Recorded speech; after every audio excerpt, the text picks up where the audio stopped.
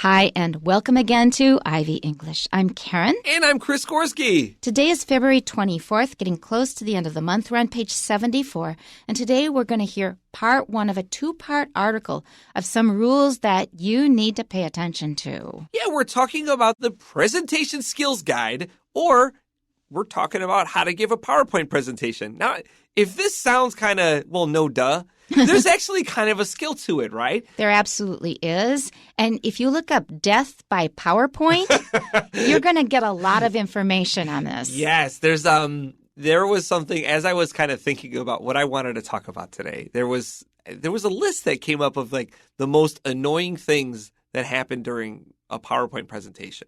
And we're going to hear about most of them today. We're going to hear a lot about them. There's a lot of sins you could commit. I mean, I think everybody innately knows how to give a PowerPoint presentation, but there's a real difference between giving a presentation and giving a good presentation. And hopefully, I think between the two of us, we can kind of share some thoughts and opinions based on our article and see if you guys come to an agreement with us, or perhaps you have something of your own to share with us. And I'd like to hear those. Yeah, on giving a PowerPoint presentation that people don't snooze through. Yeah. Snooze, S-N-O-O-Z-E, S-N-O-O-Z-E. That means to take a nap or fall asleep. Okay, here we go. First paragraph, Presentation Skills Guide. Do you have to give a presentation? Don't panic. It's easier than it sounds. And there are several techniques that can help you. One recommended starting point is the preparation of PowerPoint slides. Let's take a look at some helpful tips for creating a PowerPoint presentation. People have fairly short attention spans. Because of this, it's easy to lose their interest, which is the kiss of death for any presentation. Therefore, it's best to keep your speech concise and to the point. This is especially true for the first bit of information they see, the title. Some professional speakers say that you should try to limit your title to 5 words or less whenever possible. Also, there are many other parts of your presentation where brevity is a good rule, which we'll look at next. Public speaking experts have come up with some tips that use numbers to help you remember them. One of these is called the 5-5-5 rule. What this means is that you shouldn't have more than 5 words in each of your lines. There should only be 5 lines on each slide, and you shouldn't have more than 5 slides in a row with a lot of words on them. There is also the 10-20-30 rule of PowerPoint.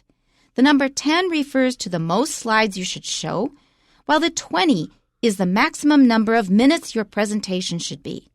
Moreover, 30 is the minimum font size you should use in your slides. The final tip concerns the use of visual aids and props, such as animations and other eye-catching images. The general rule is that they should support your presentation, but not distract the audience's attention. Thus, they should not be overused. I'm going to mention a phrase that is often used in this context before we go back over the whole article. And that is bells and whistles. That's a great phrase. Yeah. It's a nice phrase. Bells and whistles, these are fancy things you can do to your PowerPoint presentation to jazz it up, like you use a fading in or a fading out or a little animation or, things jumping around, or maybe part of the text shows first, then another part, then another part. There's all kinds of stuff you can do to make your presentation fancy. I personally do not like bells and whistles. They're distracting for me. I feel they, like many things, could be used tastefully. A great way to learn about what's super obnoxious in a PowerPoint presentation is to have your kids make one on, if you have children. Kids, next year I'm going to let you decide where we're going on vacation. You need to make a PowerPoint presentation, and you need to tell me why. Kids need to learn computer skills, and they're very excited to build these kind of things, something they care and want to talk about, and they will make the most obnoxious, colorful, dancy, jumping around, sugar high presentation you've ever seen in your life. As a teacher of younger children, I see these regularly, and in some ways, it's almost like watching a B movie. It's so bad, it's good. That's right. The first thing I think is, I didn't know how to do that. How do you do that? And the second thing I think is, this is so distracting, and please don't do this. Yes. Have you ever heard of Prezi? No. Prezi was this thing that was around, maybe around 15 years ago. presentation, but the S becomes a Z and then it's I. And it was this very heavy animation-based presentation app. Yeah. And it would make me nauseous watching them. Literally make me nauseous watching them because of the animations were so jerky. And people love them. And they're very garish, which means very bright, loud colors, and they were hard to watch. Garish. Garish. Garish, that means they're sort of ghostly and they're not pleasing. Yeah. Kind of scary. All right, so yeah, bells is just ding dong, bells, and whistles is right? Or a whistle can also be an instrument. Those are bells and whistles. Those are just fancy things that don't add content. They just make it kind of fancier. Make noise. Yeah, noise and funny images and everything, and will make Chris dizzy. So skip, S-K-I-P, skip the bells and whistles. Let's go back to the beginning.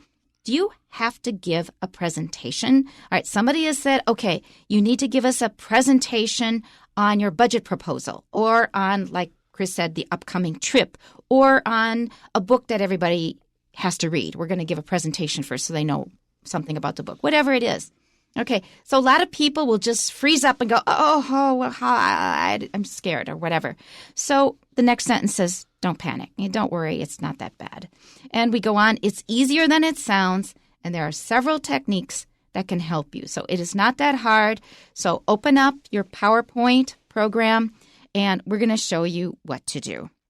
One recommended starting point is the preparation of PowerPoint slides. I kind of jumped ahead a bit, so open up PowerPoint, and you can have all kinds of templates or templates, however you say it, and you can pick your colors and then start organizing your information.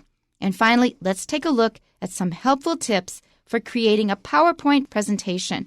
All right, so watch out for your stress here. Don't say PowerPoint presentation. It's PowerPoint. PowerPoint. It's just one word, so point is not stressed. PowerPoint presentation. Okay, I think the first paragraph is just a general introduction, and it's pretty easy. All right, very quick note on this paragraph. Please don't ever say PPT to an audience filled with foreigners. We don't call it that at all. Now, I am used to saying PPT here in Taiwan, but please just call it a PowerPoint presentation. And another quick note is PowerPoint is just a single word with 2 capital P's. Is this grammatical? No, it's not, but it's kind of like iPhone with a little I and a capital P. You kind of got to know that. Otherwise, it's just one of those common mistakes that people trip on because of the way this company presents itself. In fact, a lot of company names do that. They just got rid of the space and they kept the capitals. That's because they often use their company name for their web address. And if there's a space in a web address, it generates some funny characters and creates problems. So very often that space has been removed. Another one that you need to change your pronunciation of in English is APP. Yeah, that's another good one. I agree. We call it an app. We don't call it an APP. So it's fine for Chinese. That's the Chinese pronunciation. In English, say, oh, I just got this neat new app. Yeah, and these are little changes that will quickly improve your English. It makes you come across much more native. If you're still using these kind of Taiwanese versions of saying it, they're not wrong. Like, you're in Taiwan, you're here speaking with other Chinese language speakers. But if you need to give presentations to audiences of foreigners, adopt those languages and adopt the way we say things. It's going to make your English come out more fluent. That's right. We'll do a double take. That means we go, Right. What did you just say? Oh, you probably mean PowerPoint. Don't do that to your listener. It just confuses them.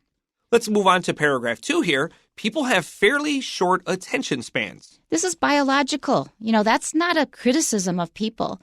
Our attention span is about 25 minutes. That's the maximum. And that's why it's used for Pomodoros, Pomodoro, Pomodoro.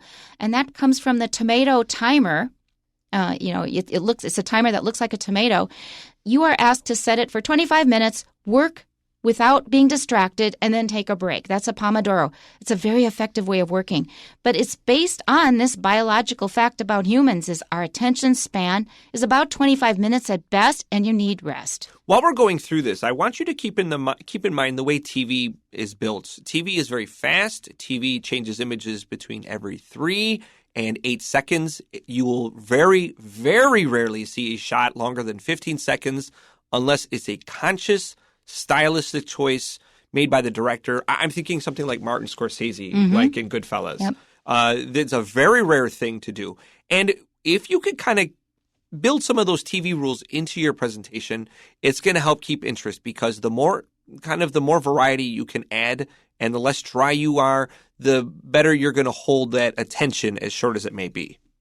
Let's continue. Because of this, it's easy to lose their interest, which is the kiss of death for any presentation. And earlier you heard me mention death by PowerPoint. These are related. Whenever we think of PowerPoint, a lot of us will think of death. Yes. Because if you make it boring, it's going to put everybody to sleep like they're dead.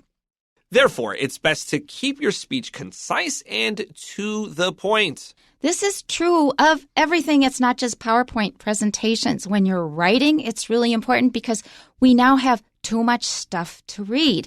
People will complain that people aren't reading enough books anymore. Oh, but we're reading lots more than we did before because there's tons of stuff online to read. And with so much choice, we are getting pickier. And if we see something sort of interesting, we'll often skim it, pick out the main points, and move on. The opposite of concise is long-winded, which is something I have a big problem with. I try to be concise. I often remind myself to be concise, but I am not concise. Oh, you're excellent. Okay, so concise just means get to the point. Don't ramble. R-A-M-B-L-E. Ramble means to wander all over the place. And that is out of consideration for your audience. Let's continue. This is especially true for the first bit of information they see, the title. A title should be snappy because if you don't have an interesting title, nobody is going to bother listening to the rest. Okay, here's my first opinion here. Your title should be the last thing you make. And every slide that you make should be focused on supporting that title. So you're going to make your first draft of your presentation. You will need to edit it. And then after you're finishing building this proper presentation, then you can finally form this title. You look back through your presentation a third time, and you need to make sure that everything you say is moving back to that title. Does it relate to this title or not? Because if you're not, then your presentation will come off as unfocused. Why is this title this? Why are we talking about that? So I would revise it just a little bit. Start out with a long, boring title because you have to know what you're working towards. Because I think Chris gave you good advice. If you see the title of something, that's what the whole thing is about. And that will tell you right away whether you want to bother reading it or not. So the title really has to be exactly what you're writing about. At the beginning, you probably can't write a snappy title. So write a long, boring title. Make your presentation, prepare it, then go back and edit the title to make it snappy. S-N-A-P-P-Y. S-N-A-P-P-Y. Snappy here just means clever. Let's continue. Some professional speakers say that you should try to limit your title to 5 words or less whenever possible. That's right. The shorter it is, the more memorable it is. It's easy to remember. You know where I think a good exception to this is like Western book titles. I feel like every book written in the West for the past 20 years has been one big word, short phrase A, B, and C, and what, how, why we do something. Right? It's Goodness. Like Analytical English, the best, smartest, and most wonderful magazine that you could ever buy, and why it matters to you. Right. I feel like this has become a format, and it's inescapable. It's almost starting to grate on me. So I think having a little understanding of how your title impacts people, it may help them. I know it sells books. I just don't like it.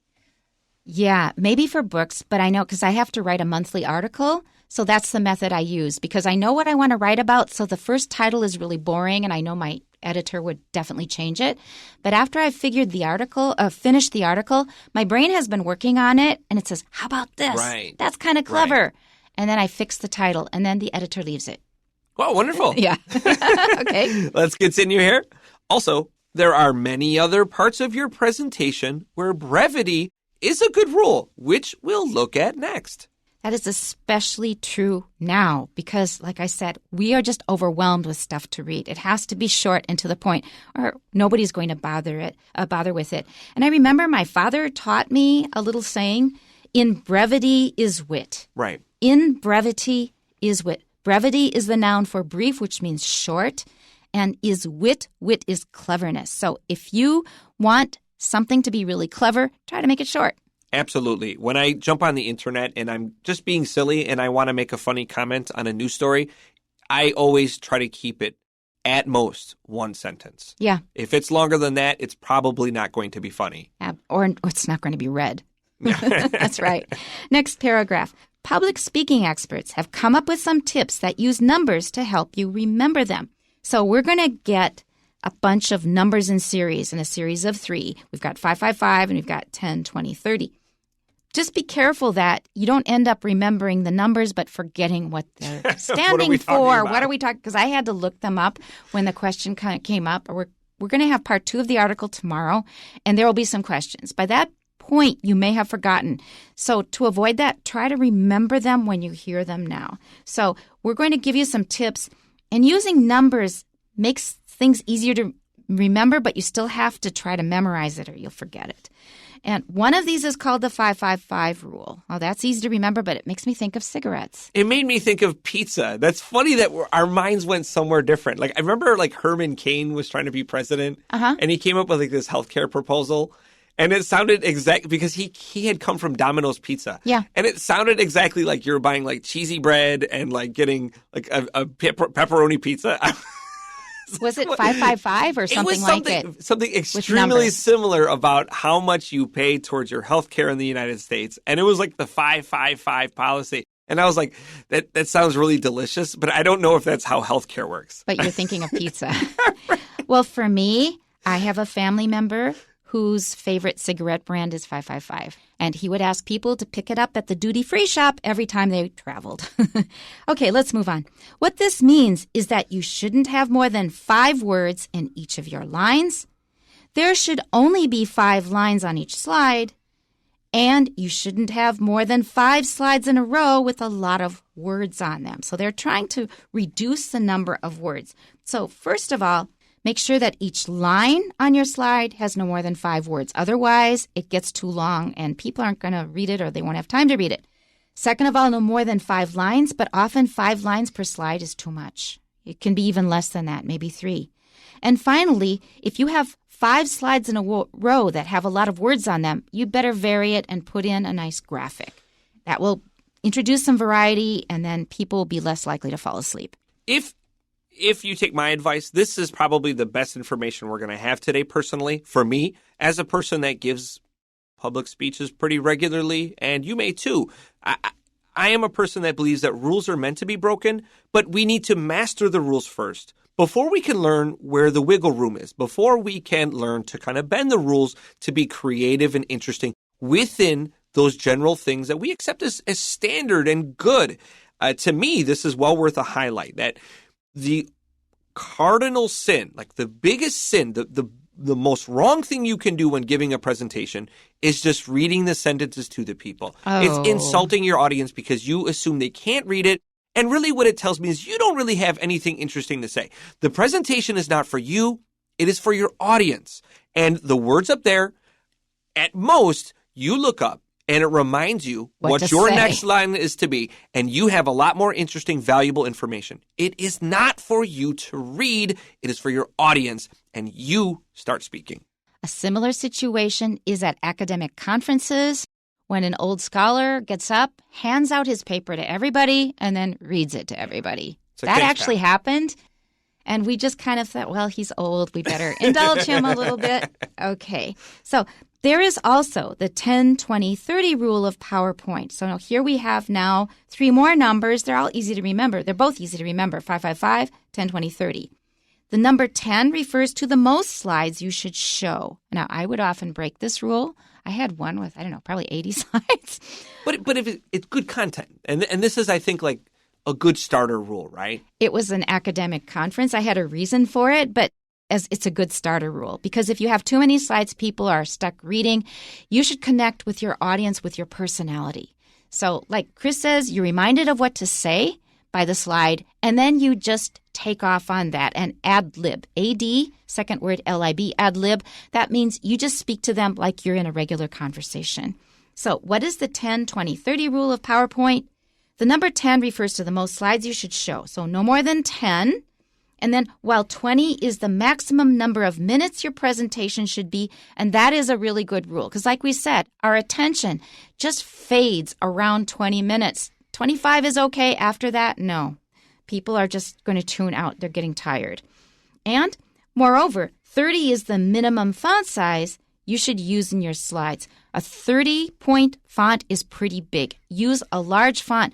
For one thing, a lot of people do not have good eyesight. It's hard to see things, especially so far away, in tiny print. So make the font big and easily visible. It will also limit how much that you can put on a single slide, which is maybe, like me, you have a problem with brevity or being concise. So a large font size will limit how much you could put on the page. And I'm a person that always tries to include at least one visual aid per slide, large or small. And that this takes will up space reduce too. it. That's right. And so it forces you to be brief. It forces you to be concise. And in the end, you think, wow, I had to take all this out. And you think, oh, it's so much better now. Right.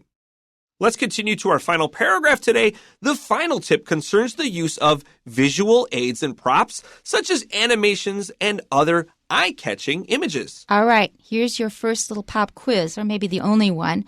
What was that little phrase that we told you is another word for what they're describing here? Bells and whistles. Yeah, so take it easy on the bells and whistles.